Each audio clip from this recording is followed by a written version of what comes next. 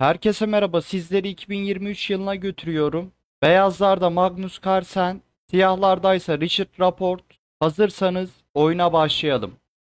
E4, E5, at F3, at F6, Petrov savunması, at alır E5, Rapport direkt, at alır E4 ile verdiği piyonu geri alırsa, vezir E2, atı ister, at kaçtığında açarak saldırılar gündeme gelirdi.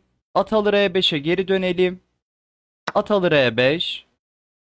D6. İlk önce atı kovuyor. At D3. At alır E4. Raport verdiği piyonu geri aldı. Vezir E2.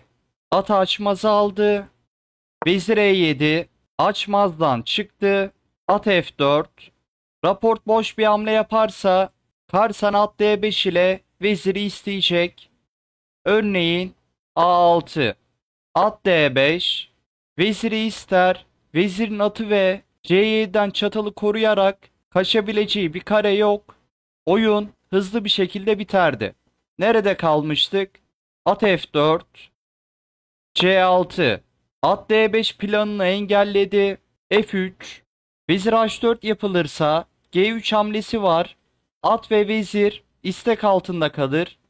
At F6, D4. Merkeze piyon yerleştirdi. Alışı rakibine bırakıyor. Raport veziri alırsa Karsan fil alır E2 ile filini geliştirecek. Fil F5. Vezir açmazda olduğu için C2 istek altında. Taraflar tempo mücadelesine girdi. İkisi de alışı kendi yapmak istemiyor. C4. Piyonu istekten çıkardı ve merkez D5 karesini kontrol etti. H5. Şah kanadından alan kazandı. At C3. At A6. At doğal gelişim karesinden gelişemedi ama at C7 karesine ya da at B4 ile C2 karesinden çatal isteyebilir. Şah F2. Karsan E dikeyindeki açmazdan çıkıyor. Roku bozuldu ama Şah F2 karesinde gayet güvende. At B4. At C2 ile kaleyi isteyerek gelecek. Kale B1'e kaçtığında açarak kaleye saldırılar gündeme gelecek. Vezir D1.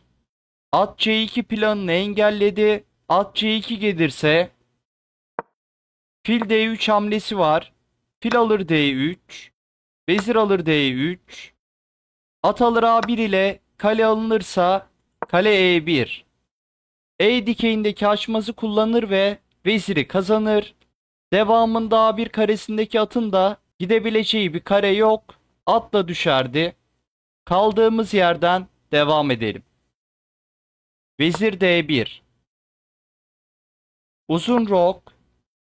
Artık at C2 oynamak istiyor. At D3. F5 karesindeki filin C2'ye bakışını engelledi ve atları değişmek istedi. D5. Merkeze piyon yerleştirdi. C5. Dikeylerin açılması Şah F2 karesindeyken Karsen'in zararına olurdu. At alır D3. Fil alır D3. Karsen kale E1 devamında Şah G1 oynayıp problemlerini büyük ölçüde çözecek. Raporttan at fedası geliyor. At E4. F alır E4. D alır E4. Fil istek altında kaldı. Fil E2. Vezir F6. F5 karesindeki fili açarak saldırılar oluşturabilir. Ayrıca D dikeyindeki açmazı kullanarak fil alır C5 ile devam edebilir. Fil E3. Fil alır C5 sonrasında D4 zayıflayacaktı. Karsan D4'ü destekledi. Fil alır C5. Kale F1. Karsen Şah G1 ile yapay rok yapacak. Alet önde, baskı altında oyuna devam edecek. Raport, fil alır D4 hamlesiyle bir piyon kazanmalıydı. Vezir H4. Hatalı bir hamle. At E4 fedası doğruydu ama Doğru devam yolu bu değildi. G3 yapılırsa vezir alır H2'den sonra raport üstündür. Şah G1. Karsan yapay rok yaptı. Vezirini de gelişip gelişimini tamamlayacak. Fil D6. Raport mat istiyor. Karsan boş bir hamle yaparsa örneğin A3. Vezir alır H2. Şah F2 zorunlu. Fil G3 ile raport mat ederdi. Fil D6 hamlesine geri dönelim. Fil D6. Kale alır F5. Fili aldı ve F1 karesinde şahı için yer açtı. Vezir alır H2. Şah F1. Vezir H1. Fil G1. Karsan araya taş kapatıyor. Raport F dikeyini açabilirse saldırıya bir taş daha dahil edebilir. G6. Kale F6 yapılırsa fil H2 hamlesi var. Kale alır F7. Konumdaki en doğru ve cesur hamle. Kale H F8. Açık F dikeyine kalesini yerleştirdi. Rakip şahı hedef aldı. Fil C4. Kaleyi destekledi. Fil H2. Açmazda olan file baskıyı artırdı. Şah F2. Vezir artık fili destekliyor. Kale alır F7. Fil alır F7. Kale F8. Fili açması alıyor. Vezir B3. Fili destekledi. Fil alır G1. Kale alır G1. Karsen at ve fil önde. Vezir H4. Şah E2. E dikeyi üzerindeki açmazdan çıkıyor. Vezir G4. Şah D2. Vezir F4. Çatal attı.